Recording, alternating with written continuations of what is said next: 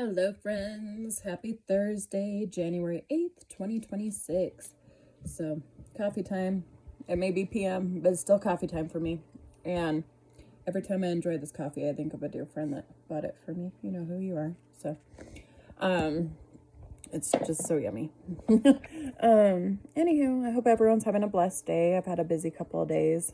I didn't finish part 2 yesterday of that video, and I decided I just didn't want to finish touching base on that. So, that's how it goes. It depends on my mood. Cat says hello. But y'all, I have a heater. I feel blessed. I've waited 6.5 weeks, and it's done. My hair is super poofy, but it's healthier now, so it's all good. Yeah, I'm rambling, but anywho, topic today. Dun dun dun. Do any of you guys ever get into your emotions? I'm reading a book right now, and I will share it on the page, but it's about emotions and checking your emotions.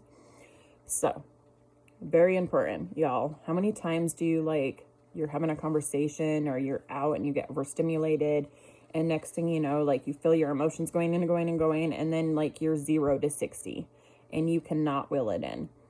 That happened to me recently where I was just super overstimulated. The atmosphere wasn't right. My husband, he plans the most amazing things, but I was not vibing with it, you guys. And with my PTSD and everything else, super, super overstimulated.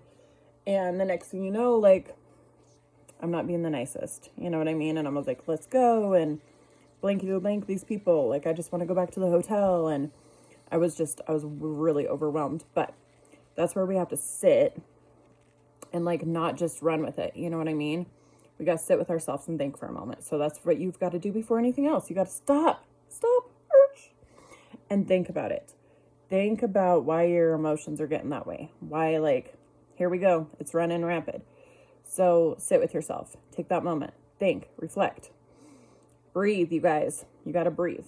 And then realize too, you can contain the situation. I mean, you can run from it like I did. And then it just kept building up from there because, everything else. Or you can sit and look around, and mine was people behind me because I don't handle that well. Well, reposition yourself, change the scenery, walk to a different location.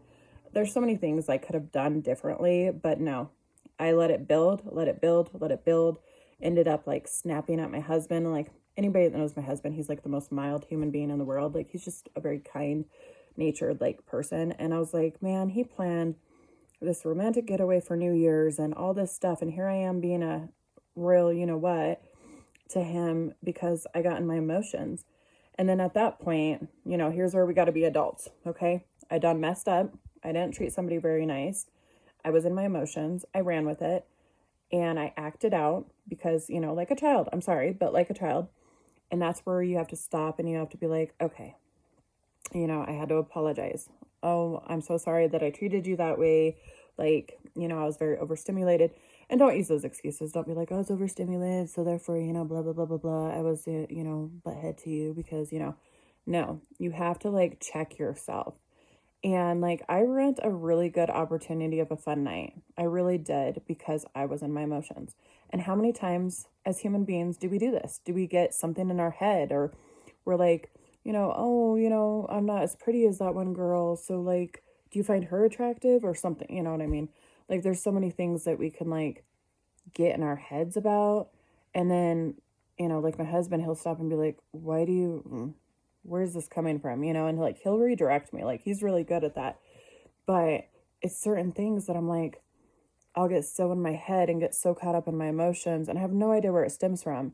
But this book that I'm reading, which I will post a picture of, it's really helping me be aware of that, and then sit and think of how I can stop those emotions from running rampant.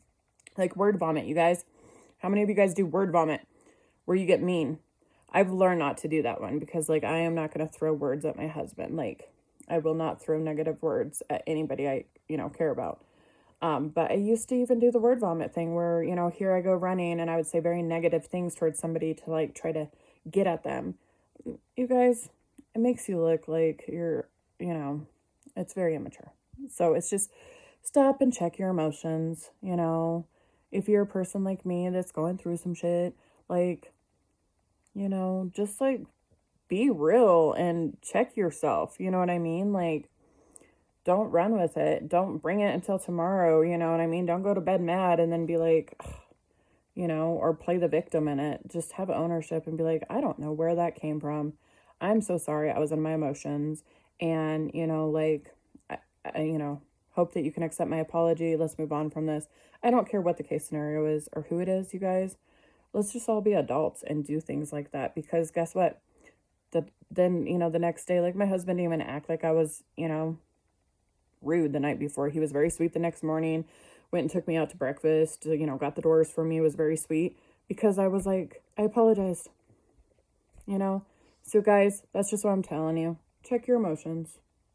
Enjoy your coffee. And, you know, just different topics, but that's a big one, and I'm guilty of it. And yes, that does say, what the duck.